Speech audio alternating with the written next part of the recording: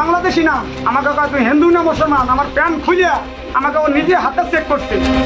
একই কাণ্ড, ল্যাংটো করে মারার পর এবার বাঙালি পরিযায়ী শ্রমিককে খুন, ল্যাংটো করে মারধরের অভিযোগ উঠেছে। এবার মুম্বাইয়ে, নবী মুম্বাইয়ে পরিযায়ী শ্রমিকের দেহ টুকরো টুকরো করে পাওয়া গেল।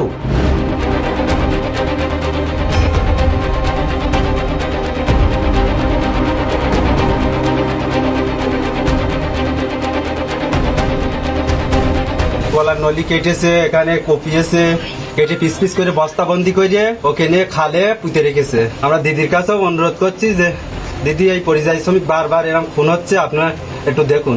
বাংলা ভাষার উপরে আজকে ভাষা সন্ত্রাস চলছে এবং বাংলা ভাষায় যারা কথা বলে তাদের উপর খুব অত্যাচার হচ্ছে। আর আজকে বাংলা ভাষায় কথা বললেই তাকে জেলে নিয়ে যাওয়া হবে, এটা আমি মানতে পারছি না। একটু শুনুন, সেটা হচ্ছে যে গত কয়েকদিন ধরে বাঙালি অস্মিতা একেবারে হাতিয়ার করে নিয়েছে তৃণমূল কংগ্রেস। দিকে দিকে, বিশেষ করে বিজেপি শাসিত রাজ্যগুলোতে, সে দিল্লি হোক, হরিয়ানা হোক, ওড়িশা হোক, মহারাষ্ট্র হোক বা আসাম, এই সমস্ত জায়গায় পরিযায়ী শ্রমিকদের প্রচুর ছবি আসছে। তাদেরকে ডিটেনশন ক্যাম্পে রাখা হয়েছে, তারা বাংলা ভাষায় কথা বলে বলে তাদেরকে বাংলাদেশি তকমা দেওয়া হয়েছে, এরকম অভিযোগ ভুরি ভুরি আসছে। মুখ্যমন্ত্রী মমতা বন্দ্যোপাধ্যায় গর্জে উঠেছেন। তৃণমূল নেত্রী মমতা বন্দ্যোপাধ্যায় তিনি 21-এর মঞ্চ থেকে হুঁশিয়ারি দিয়েছেন, ভাষা আন্দোলনের কথা ঘোষণা করেছেন এবং গতকাল সরাসরি হুঁশিয়ারি এক স্যান্ডেলে, ভাষা সন্ত্রাস বন্ধ হবে কি? তৃণমূল নেত্রী মমতা বন্দ্যোপাধ্যায় তিনি এই প্রশ্ন রেখেছেন, ভাষা সন্ত্রাস বন্ধ হবে কি? এই রকম টোনে যখন কেউ হুঁশিয়ারি দেন, তার মানে বৃহত্তর আন্দোলনের পথে তৃণমূল কংগ্রেস। আগামী 26-এর বিধানসভা নির্বাচনের আগে এই বিষয়টি একেবারে তুরুপের তাস হয়ে গেছে তৃণমূলের কাছে। কারণ বাঙালি অস্মিতা, একদিকে বঞ্চনা, আরেকদিকে বাঙালি অস্মিতা। বিভিন্ন জায়গা থেকে বাংলা ভাষায় কথা বলা ফেরিওয়ালা হোক, রাজমিস্ত্রি হোক বা যে কোনো কাজে যারা কয়েক বছর ধরে ওড়িশায় রয়েছেন, হরিয়ানায় রয়েছেন, মহারাষ্ট্রে রয়েছেন, দিল্লিতে রয়েছেন, তাদেরকেই পুলিশ এখন অত্যাচার করছে, তাদেরকেই পুলিশ তুলে নিয়ে যাচ্ছে। দিকে দিকে এই প্রচার, এবং সেই প্রচার এখন চরম হাতিয়ার তৃণমূল কংগ্রেসের। এই যে পরিযায়ী শ্রমিকের দেহ পাওয়া গেল টুকরো টুকরো, এটা কি ঘটনার পরিপ্রেক্ষিতে? তদন্ত হবে। অন্য কোনো কিছু আছে কিনা নিশ্চয়ই মহারাষ্ট্র পুলিশ তদন্ত করবে, কিন্তু তিনি তো পশ্চিমবঙ্গের বাসিন্দা বলে দাবি। হ্যাঁ, কারণ এখানকারই বাসিন্দা, এখানেই জন্ম, বহু মানুষকে আমরাও দেখেছি, তাদের ভোটার কার্ড আছে, আধার কার্ড আছে, প্যান কার্ড আছে। তা সত্ত্বেও তারা যে এ রাজ্যের নাগরিক, তারা যে ভারতের নাগরিক, তারা যে তাদের দেশের বিভিন্ন জায়গায় ঘুরে বেড়াচ্ছেন, এটা মানতে নারাজ বলা হচ্ছে।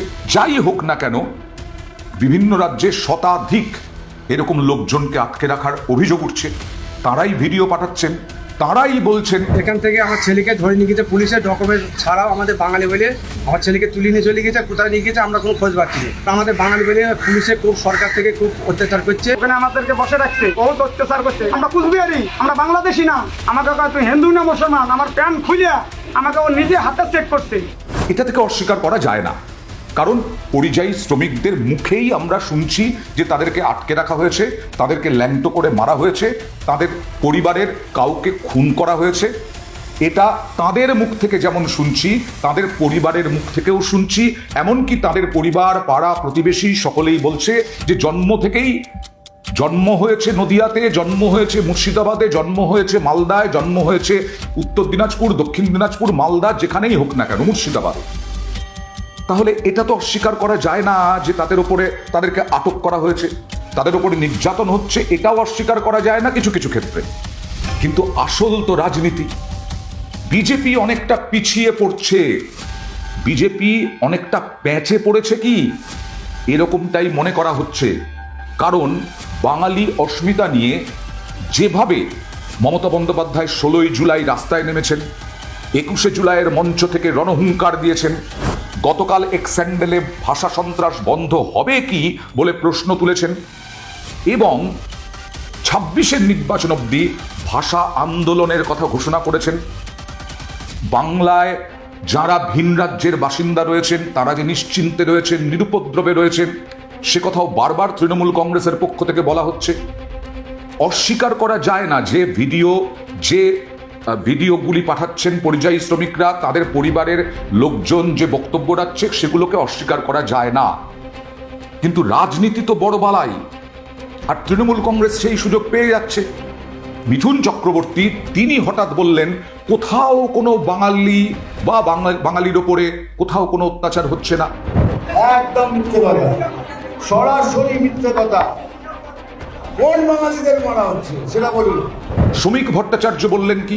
শ্রমিক ভট্টাচার্য বললেন যে আসলে আমরা চাই না এখানকার কোনো মুসলিম তার কাজ চলে যাক বাংলাদেশের মুসলিমদের জন্য। কোনো আসলাম খানের রুটি রুজি যেন বাংলাদেশের কোনো আমিনুল ইসলাম কিনে না নেয়। যারা একবার এদেশ ছেড়ে চলে গিয়েছিল তারা আবার এদেশে আসবে, এটা ধর্মশালা নয়, এটাকে মানা যাবে না। অনুপ্রবেশকারী নিয়ে প্রচুর বিতর্ক হয়েছে, অনুপ্রবেশকারী নিয়ে বাকবিতণ্ডা হয়েছে, তরজা হয়েছে, কিন্তু আবার বলছি এরা যে সবাই বাংলাদেশি এটা কি করে প্রমাণিত? কেন তাদেরকে হঠাৎ করে আটক করা শুরু হলো? কেন তাদেরকে হঠাৎ করে ডিটেনশন ক্যাম্পে রাখা হচ্ছে? এর আগে তো হয়নি। গুরুগ্রামে আমরা গিয়ে দেখেছি গত কয়েকদিন ধরে পুলিশ আসছে রাত্রিবেলা, এসে পুরুষদেরকে তুলে নিয়ে যাচ্ছে, মহিলাদেরকে তুলে নিয়ে যাচ্ছে, বাচ্চাদেরকে তুলে নিয়ে যাচ্ছে। এরকমটা হতো না, সেই কারণেই আরো বেশি করে উত্তপ্ত হচ্ছে পরিস্থিতি, গরম হচ্ছে রাজনীতির হাওয়া। কিন্তু বিষয়টা হচ্ছে বিজেপি কি এখন প্যাঁচে পড়ে গেছে? অনেকেই তাই মনে করছেন।